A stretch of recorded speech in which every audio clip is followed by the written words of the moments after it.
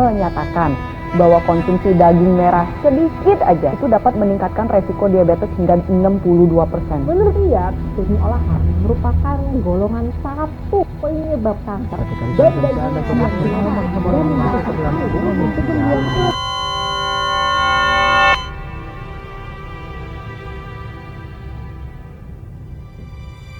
setiap irisan daging di piring Anda menyimpan cerita yang panjang, proses perjalanan sains, bagaimana pakan yang dikonsumsi oleh ternak, seperti misalnya rumput yang dikonsumsi oleh sapi, diubah menjadi daging, adapun biji-bijian jagung yang dikonsumsi oleh ayam, diubah menjadi daging. Nah, proses ini kita sebut biosintesis daging, yaitu proses di mana yang awalnya pakan, nutrien dalam pakan seperti misalnya lemak, karbohidrat, dan protein ini masuk ke dalam tubuh ternak, kemudian dimetabolisme oleh ternak, dan nutrien-nutrien tersebut digunakan untuk membangun jaringan daging. Nah, bagaimana dengan lemak? Apakah lemak berbahaya? Sebetulnya, lemak ini yang ada di dalam pakan merupakan sumber energi dari ternak itu sendiri, yang ujungnya bisa tergambar di dalam dagingnya. Lemak juga berfungsi sebagai penguat rasa atau flavor alami dari daging tersebut. Pakan yang baik didesain dengan teknik-teknik tertentu dan juga menggunakan bahan-bahan pakan tertentu, ini akan menghasilkan daging yang berkualitas baik dan juga mengandung asam-asam lemak yang berguna untuk kesehatan tubuh. Sayangnya, terkait daging sendiri, banyak mitos yang beredar di masyarakat. Misalnya seperti daging ini bisa memicu reaksi resistensi antibiotik. Kemudian juga daging bisa jadi mengandung hormon pertumbuhan tertentu. Nah, adapun misalnya mitos lainnya, warna daging merupakan hasil dari penyuntikan zat pewarna. Fakta sainsnya adalah daging itu diproduksi dari pakan yang berkualitas. Di Indonesia sendiri itu sudah dilarang penggunaan hormonal dan juga antibiotik untuk misalnya meningkatkan produksi daging. Kualitas daging fondasinya sangat dipengaruhi oleh pakan yang berkualitas, manajemen yang etis, dan ini adalah hasil dari kerja keras para saintis. Kemudian juga bagaimana curahan para petani atau peternak dalam menghasilkan daging yang berkualitas, serta kerja dari pemerintah untuk memastikan daging yang beredar di pasaran ini merupakan daging yang sehat.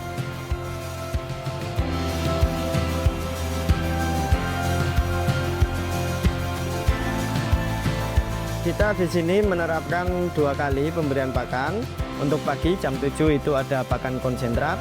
Kemudian untuk jam 1 di siang hari itu ada pakan hijauan. Untuk pemberian pakan kita pakai sistem ad libitum. Jadi pakan itu selalu tersedia di dalam tempat pakan. Kemudian untuk pemberian pakan ketika umur starter umur 1 sampai grower umur 21, 4-6 jam sekali. Kemudian di fase grower sampai finisher itu 2-3 jam sekali. Kalau produk daging sendiri kami menjamin itu aman karena untuk kebersihan lingkungan dan juga dari kualitas pakan sendiri selalu kami perhatikan. Untuk kualitas daging kita bisa pastikan aman. Setiap 1 kali periode atau setiap panen itu kita ada controlling hasil atau produk dalam bentuk daging, dicek lab juga di RPA. Jadi kita bisa pastikan untuk kualitas daging itu aman.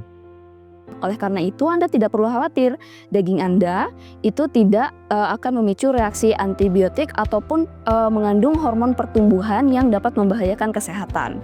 Pasti teman-teman setiap memilih daging itu selalu melihat warna dan juga tekstur daging. Nah, yang pertama, tahukah kamu bahwa warna daging itu sangat dipengaruhi dengan kondisi pH dari daging itu sendiri. Nah, pH daging itu sangat dipengaruhi dengan kandungan glikogen yang ada dalam daging. Kandungan glikogen itu sangat dipengaruhi dengan berapa banyak energi protein yang kita masukkan atau kita berikan untuk ternak yang kita produksi. Contohnya, apabila ternak yang kita produksi itu kita berikan ransum yang rendah dengan energi dan protein, itu akan menurunkan kandungan glikogen yang ada pada daging itu sendiri. Akan tetapi, apabila kandungan dari energi dan protein yang diberikan dalam ransum itu tinggi, itu akan meningkatkan kandungan glikogen dalam daging. Kandungan glikogen itu akan semakin memperlambat penurunan pH. Nah, semakin lama penurunan pH itu akan menjaga warna daging itu semakin terlihat segar. Jadi, di pagi hari teman-teman bisa melihat bahwa warna dagingnya itu masih merah, tetapi semakin siang, semakin sore, semakin larut, warna daging itu semakin pucat dan semakin gelap. Itu yang disebabkan karena kandungan glikogennya itu semakin turun sehingga pH-nya juga semakin turun. Jadi tolong diingat-ingat bahwa kandungan energi pakan yang tinggi dapat mempengaruhi kandungan glikogen daging dan akhirnya dapat mempengaruhi warna dari daging itu sendiri. Nah, yang kedua, kita selalu memilih daging supaya kita itu lebih sehat dan juga kita ingin daging itu yang tender atau yang empuk. Nah, ini ternyata juga sangat dipengaruhi oleh pakan yang kita berikan untuk ternak.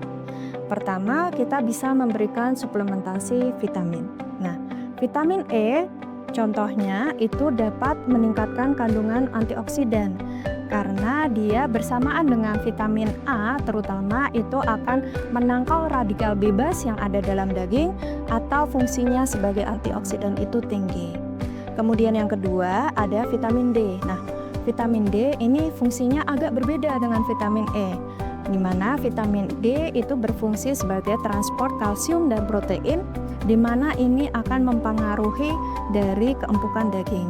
Semakin kecil vitamin D itu akan mengurangi transport protein dan kalsium, di mana semakin kecil kandungan protein daging itu keempukan daging itu juga akan semakin menurun. Nah, yang terakhir adalah suplementasi mineral.